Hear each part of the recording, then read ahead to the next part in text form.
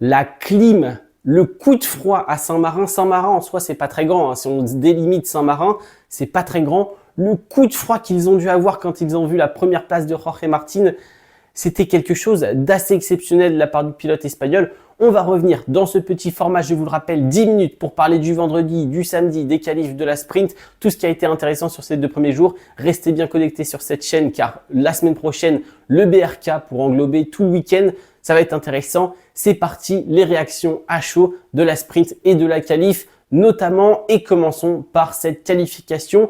Alors en Q1, pas grand chose de spécifique, il n'y a pas de grand nom qui est en Q1, mis à part Brad Binder, mais il arrive à s'en sortir. Mis à part ça, c'est vrai qu'il se passe pas grand chose. Et les Aprilia qui sont pas du tout performantes. Si, c'est ça qui se passe en fait. C'est le point principal. Les Aprilia qui ne performent pas. Oliveira, Fernandez, Espargaro. Rien ne fonctionne. Pas de vitesse, pas d'explosivité, aucune maîtrise. Enfin bref, c'est pas forcément de leur faute. On voit la Aprilia qui galère beaucoup de manque de grip. Enfin, un gros manque de grip pour le coup. Pour tous les pilotes Aprilia. Et on l'a même vu avec Vignales dans la Q2. C'est pas glorieux. Mais bref, ce n'est pas grave, passons à autre chose. Mis à part la Ducati de Di Giannantonio qui ne passe pas en Q2, rien à signaler. Alors Di Giannantonio en convalescence, il roule peut-être un petit peu avec la peur, avec le stress, c'est normal. Hein. Il est toujours un peu blessé, il sait que s'il retombe et qu'il tombe mal, il va se reblesser plus gravement. Physiquement, il n'est pas encore à 100%, donc parlons de la Q2 parce que je ne lui entraînerai pas rigueur et ce pendant encore quelques semaines, voire quelques mois, voire la fin de la saison. Mis à part ça, la Q2, ça commence très fort avec la chute de Marc Marquez une nouvelle fois. Alors je les ai vus sur Twitter, sur Instagram, sur tous les réseaux sociaux existants, YouTube. Tout le monde s'est enflammé après la victoire de Marquez. Victoire, pole position, sprint, Marquez de retour dans le titre. La GP23 est une super moto, c'est juste que les autres ne savent pas la piloter. Alors, la GP23 est une très bonne moto, fondamentalement parlant. C'est factuel en fait, on peut rien dire au vu de la domination de l'année dernière et encore de cette saison avec des pilotes comme Di Giannantonio, Marquez ou Alex Marquez même, Bezzecchi aussi qui arrive à performer. La GP23 est une très bonne moto. Par contre, j'ai l'impression qu'il y en a qui sous-estiment encore beaucoup le potentiel de Martin, le potentiel de Bagnaia. Pour moi, la GP23 reste une moto, même si elle est très performante, compliquée à piloter sur certaines phases parce que quand on est octuple champion du monde, qui plus est 6 fois en MotoGP, une erreur comme celle-ci dans son premier relais, car oui, la Q2, il y a 2 relais, on fait un premier relais souvent, on essaye de mettre un bon chrono, bien propre, bien rapide, et le deuxième relais, on va venir tout donner, physiquement parlant, exploiter tout le potentiel de sa moto.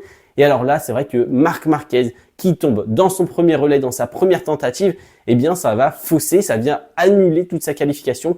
Il n'y a pas de tour rapide, il n'y a pas de tour propre qui est posé et il ne peut pas faire son deuxième relais au maximum. Donc voilà, Marc Marquez qui perd un peu tout, je trouve que c'est une erreur de débutant et pourtant on parle du pilote, d'un des pilotes les plus expérimentés sur cette grille. Donc voilà. Et oui, peut-être que le côté gauche du pneu se refroidit petit à petit à Misano, c'est normal, on a tout un secteur 2 et un secteur 3 qui tournent beaucoup à droite. Le pneu à gauche se refroidit énormément, mais c'était la même chose à Catalunya par exemple jusqu'au virage numéro 5. À Aragon, il a su piloter sur une piste beaucoup plus glissante, beaucoup plus difficile à maîtriser. Donc voilà, je ne sais pas si c'est la faute de Marquez totalement. On voit pas un manque d'expérience parce qu'en termes d'adaptabilité sur un circuit, d'adaptabilité sur une moto, Marc Marquez est un des meilleurs pilotes de l'histoire. Mais là, c'est vrai que encore une fois, c'est une nouvelle chute pour Marc Marquez dans des conditions qui pourtant ne semblent pas si difficiles que ça parce qu'à part lui, personne n'est tombé à cet endroit-là ou même dans cette Q2 de cette manière. Donc, c'est vrai que c'est un peu étrange. Mais bon, passons, si ce n'est pas la GP23, Marc Marquez passe vraiment à côté de certaines choses cette saison et je trouve ça un peu bizarre pour le coup. Donc voilà, je sais, dites-moi votre avis si c'est la GP23, Marc Marquez, lui qui n'est toujours pas adapté, mais après son week-end d'Aragon, après ce début de saison et 12 courses avec cette GP23, je pense qu'il connaît par cœur la moto, je pense qu'il la roule mieux que quiconque. Donc voilà, je suis un peu perturbé par ça. Ça suffit de parler de Marc Marquez, par contre parlons qualification toujours. Première fois de l'histoire que nous avons une première ligne 100% VR46. L'Académie performe. Alors oui, vous allez me dire, oui, ils viennent s'entraîner tous les 2 jours à Misano. Oui, ils roulent tout le temps avec leur Panigale. Oui, ils sont tout le temps là. Oui, Rossi il habite à 10 km. Oui, c'est vrai. Effectivement, c'est une grosse aide. Effectivement, ça aide énormément tous les pilotes. Mais en même temps, il faut savoir féliciter.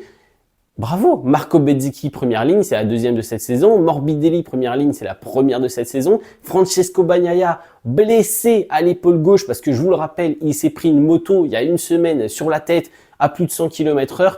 Donc, on peut quand même féliciter le pilote italien de venir prendre une pole position face à des pilotes qui en demandaient beaucoup quand même, qui étaient très rapides comme Jorge Martin par exemple, ou Pedro Acosta. Et voilà, pole position de Francesco Bagnaia, une semaine après son crash, une semaine après s'être pris une moto sur la tête, une semaine après avoir fait un week-end cataclysmique, faut le souligner, bravo Pecco, mais bon, passons à la course sprint parce que là, faut dire quelque chose. On l'a vu depuis le début du week-end, la Ducati fonctionne très fort. Les pilotes italiens fonctionnent très fort, mais la GP24 est un cran au-dessus de toutes les autres motos et ça se souligne sur le résultat de la course sprint, ça se souligne sur le résultat de toutes les séances depuis le début.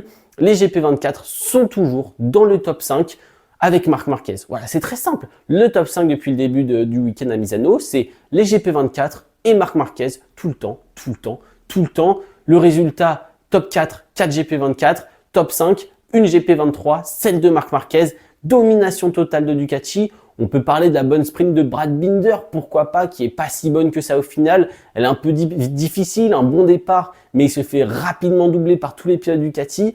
Il se fait rapidement doubler par même Pedro Acosta. On peut parler de la bonne course de Pedro Acosta, bloqué au départ. J'aurais bien aimé voir un Pedro Acosta qui réussit à passer entre Morbidelli et Bezzecchi. Ça aurait pu être joli. Je pense qu'il aurait apporté un petit soupçon de bataille en plus parce que là, ça a vraiment été très très calme.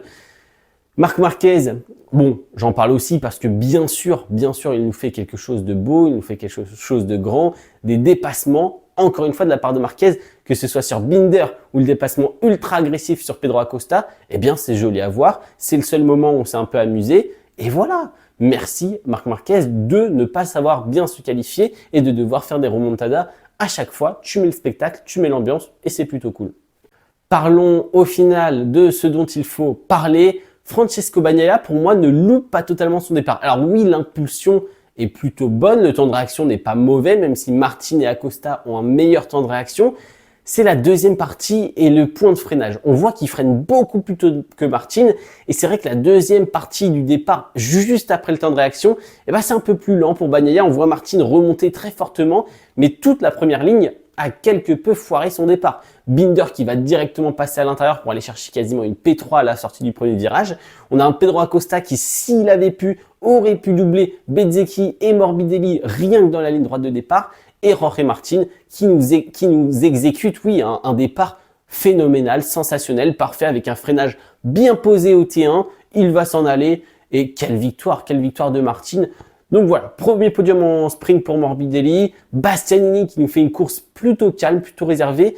Et on va passer au pronostic. Mais avant toute chose, si la semaine dernière j'ai parlé de Johann Zarco, de sa Q2, de son bon vendredi, de ses courses un peu moins prolifiques, cette fois-ci, je souhaiterais parler de Fabio Quartararo, super practice, super Q2, P10 pour Fabio Quartararo, un bon tour chrono, pas si loin quand même, un peu loin quand même, mais pas si loin que ça du top 6, top 7.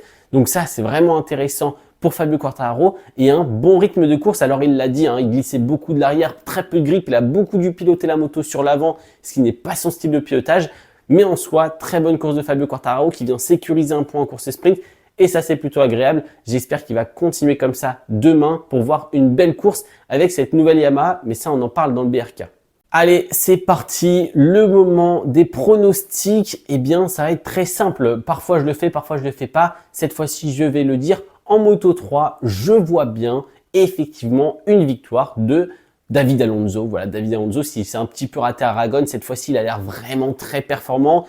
Il avait l'air très performant à Aragon aussi, mais il s'est passé quelque chose. Les conditions étaient très différentes, très compliquées. Cette fois-ci, je ne vois pas ce qui peut empêcher David Alonso de gagner. Donc voilà, David Alonso en Moto 3. En Moto 2, le pilote VR46, KTM, Red Bull Ayo, Celestino Vietti. Forcément, il y a Tony Arbolino qui a l'air très très bon. Ayogura, attention, la qualif, on sait que c'est pas forcément son fort et il part de pas très loin. Ferminal de Guerre, je pense pas. Sergio Garcia, il est même pas en Q2. Donc, Celestino Vietti pour la victoire en Moto 2 et en Moto GP. Je vais dire un call comme ça. Pour moi, demain, Bastianini a plus de chances de gagner la course que Marquez de faire un podium. Attention, prenez-le comme vous voulez, mais ça c'est une statistique que je donne, c'est une probabilité que je donne. Faites-en ce que vous voulez, dites-moi si vous êtes d'accord avec moi ou pas. Mais en tout cas, pour le podium de demain, je ne sais absolument pas qui mettre. Pour une fois, je suis totalement perdu. Parfois, c'est assez simple. Dans ma tête, avant de faire la vidéo, je sais direct qui je vais dire. À la fin de la course sprint, je sais déjà qui je vais dire. Je me trompe, pas rarement. Je me trompe quand même. Attention à ce que je vais dire, mais je me trompe quand même. Mais j'ai souvent le bon feeling, la bonne analyse. Et cette fois-ci, c'est vrai que je suis en difficulté. J'aimerais mettre, je vous en fais deux. En fait, pour moi, le plus simple, ça serait Bagnaia, Martin, Bastianini. Et je vous en donne une autre qui est Martin, Bagnaia, Marquez. Alors là, vous prenez celui que vous voulez. Je sais, je triche un peu en faisant deux pronostics, mais en fait, j'ai l'impression qu'il y a des tournures qui peuvent arriver.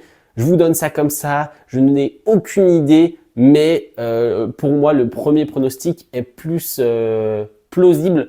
À voir ce qui va se passer demain. Merci d'avoir regardé cette vidéo. N'hésitez pas à vous abonner. Dites-moi ce que vous avez pensé de la sprint dans les commentaires, des qualifs et tout ça. Ravi d'avoir votre avis. C'est sympa quand on peut en discuter et tout. Allez, c'était Théo. Ciao, ciao.